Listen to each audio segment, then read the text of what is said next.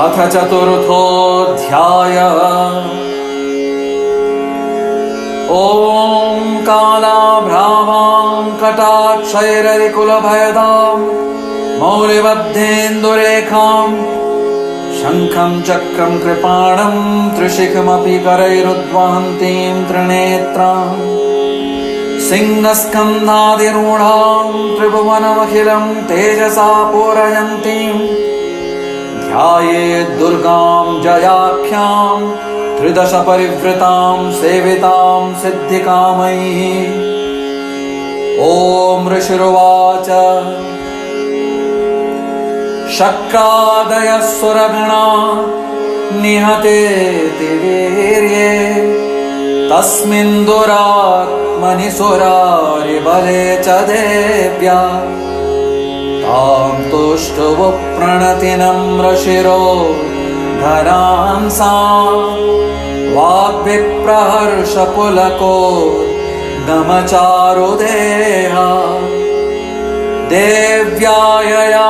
ततमिदं जगदात्मशक्त्या निःशेषदेवगणशक्तिसमूहमूर्त्या तामम्बिकामखिलदेवमहर्षिपूज्यां भक्त्या नता स्म विदधा तु शुभानि साना यस्याः प्रभावमतुलं भगवानन्तो ब्रह्माहरश्च नहि वक्तुमलं बलं च सा चण्डिकाखिलजगत्परिपालनाय नाशाय च शुभभयस्य मतिं करोतु। या श्री स्वयं सुकृतिनां भवनेष्वलक्ष्मी पापात्मनां कृतधियां हृदयेषु बुद्धिः श्रद्धा सतां कुलजनप्रभवस्य लज्जा तां त्वां नता स्म परिपालय देवि विश्वम्। किं वर्णयाम तव रूपमचिन्त्यमेतत् किं चातिवीर्यमसुरक्षयकारि भूरि किं चाहवेषु चरितानि तवाद्भुतानि सर्वेषु देव्यसुरदेवगणाधिकेषु हेतुः समस्तजगतां त्रिगुणापि दोषैः न ज्ञायसे हरिहरादिभिरप्यपार सर्वाश्रयाखिलमिदं जगदंशभूतम् अव्याकृता हि परमा प्रकृतिस्त्वमाद्या यस्या समस्तसुरता समुदीरणेन तृप्तिं प्रयाति सकलेषु मखेषु देवी स्वाहासि वै पितृगणस्य च तृप्तिहेतु उच्चार्यसे त्वमतयेव जनैः स्वधा च या मुक्तिहेतुर्विचिन्त्य महाव्रतात्मम् अभ्यस्यसे सुनियतेन्द्रियतत्त्वसारैः मोक्षार्थिभिर्मुनिभिरस्तसमस्तदोषैः विद्यासि सा भगवती परमा हि देवी शब्दात्मिका सुविमलर्यजुषां निधानम् उद्गीतरम्यपदपाठवतां च साम्नां देवी त्रयी भगवती भवभावनाय वार्ता च सर्वजगतां परमार्थिहन्त्री मेधासि देवि विदिता किल शस्त्रसारा दुर्गासि दुर्गभवसागरनौरसङ्गा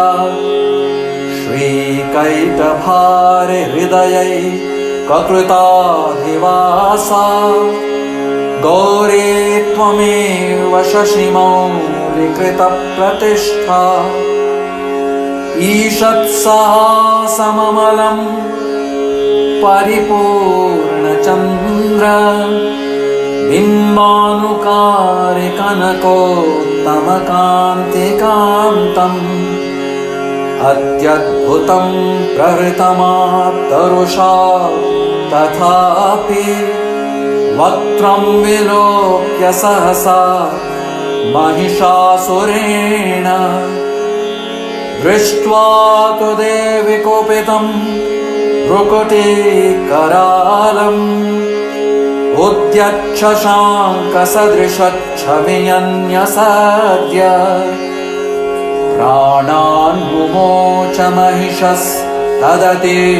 चेत्रम् कैर्जेव्यते कुपितान् तकदर्शनेन देवि प्रसीद परमा भवती भवाय सद्यो विनाशयसि को भवति कुलानि विज्ञातमेतदधुनैव यदस्तमेतन् नीतं बलं सुविपुलं महिषासुरस्य ते सम्मता जनपदेषु धनानि तेषां यशांसि न च सीदति धर्मवर्ग अन्यास्त एव निवृता मजभृत्यदारा येषां सदा युदयदा भवति प्रसन्ना धर्म्याणि देवि सकलानि सदैव कर्माणि यत्यादृतप्रतिदिनं सुकृती करोति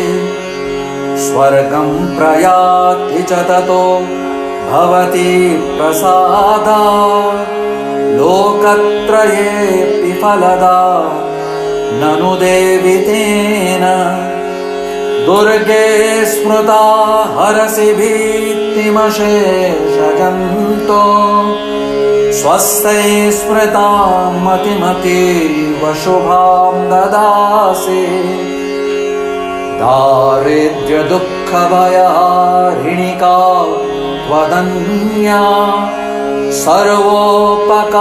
सर्वोपकारकरणाय सदार्द्रचेता एभिर्हतैर्जगदुपैति सुखं तथैते कुर्वन्तु नाम नरकाय चिराय पापम् सङ्ग्राममृत्युमधिगम्य दिवं प्रयान्तु मत्वेति नूनमहितां विनिहंसि देवि दृष्ट्वैव किं न भवति प्रकरोति भस्म सर्वासुरानरिषु यत् प्रहिणोषि शस्त्रम् लोकान् प्रयान्तु रिपवो ये शस्त्रपूता इत्थं मतिर्भवति तेष्वपि तेति साध्वी खड्गप्रभा निकरविस्फुरणैस्तथोग्रये शूलाग्रकान्तिनिवहेन दृशोऽसुराणाम् यन्नागता विलयमन् शुमदिन्दुखण्ड योग्याननं तव विलोकयतां तदेतत् दुर्वृत्तवृत्तशमनं तव देवि शीलम् रूपं तथैतदविचिन्त्यमतुल्यमन्यै वीर्यं च हन्तृहृतदेव परा पराक्रमाणाम् वैरिष्वपि प्रकटितैव दया त्वयेत्थम् केनोपमा भवतु तेस्य पराक्रमस्य रूपं च शत्रुभयकार्यतिहारे कुत्र चित्ते कृपा समरनिष्ठुरता च दृष्ट्वा त्वय्येव देवि वरदे भुवनत्रयेऽपि त्रैलोक्यमेतदखिलं रिपुनाशनेन त्रातं त्वया समरमूर्धनितेऽपि हत्वा नीतादिवं रिपुगणा भयमप्यपास्तम् अस्माकमुन्मदसुरा रिभवं नमस्ते शूलेन पाहि नो देवि पाहि खड्गेन चाम्बिके घण्टास्वनेन नः पाहि चापज्यानि स्वनेन च प्राच्यां रक्ष प्रतीच्यां च चण्डिके रक्ष दक्षिणे ब्राह्मणेनात्मशूलस्य उत्तरस्यां तथेश्वरि सौम्यानि यानि रूपाणि त्रैलोक्ये विचरन्ति ते यानि चात्यर्थघोराणि तैरक्षास्मास्तथा भुवम् खड्गशूलगदाधीनि यानि चास्त्राणि तेऽम्बिके करपल्लवसंज्ञेनि तैरस्मान् रक्ष सर्वतः ऋषिरुवाच एवं स्तुतासुरैः दिव्यैः कुसुमैर्नन्दनोद्भवैः अर्चिता जगतां धात्री तथा गन्धानुलेपनैः भक्त्या समस्तैस्त्रिदशैः दिव्यैः धूपैस्तु धूपिता प्राह प्रसादसुमुखी समस्तान् प्रणतान् सुरान् देव्युवाच प्रियतां त्रिदशा सर्वे यदस्मत्तोऽभिवाञ्छितम् देवाऊचु भगवत्या कृतं सर्वं न किञ्चिदवशिष्यते यदयं निहतः शत्रुः अस्माकं महिषासुरः यदि चापि वरो देयः त्वयास्माकं महेश्वरी संस्मृता त्वं नो हिंसेथाः परमापद यस्य मर्त्यस्तवै एभिः त्वां स्तोष्यत्यमलानने तस्य वित्तर्दिवि भवैः धनदारादिसम्पदम् वृद्धये स्मत्प्रसन्ना त्वं भवेत्ता सर्वदाम्बिके ऋषिरुवाच इति प्रसादिता देवैः जगतोऽर्थे तथात्मना तथेत्युक्त्वा भद्रकाली बभूर्वान्तर्हृता नृप इत्येतत्कथितं भूपा सम्भूता सा यथा पुरा देवी देवशरीरेभ्यो जगत्त्रयहितैषिणी पुनश्च गौरी देहात् सा समुद्भूता यथाभवत् वधाय दुष्टदैत्यानां तथा शुम्भनिशुम्भयोः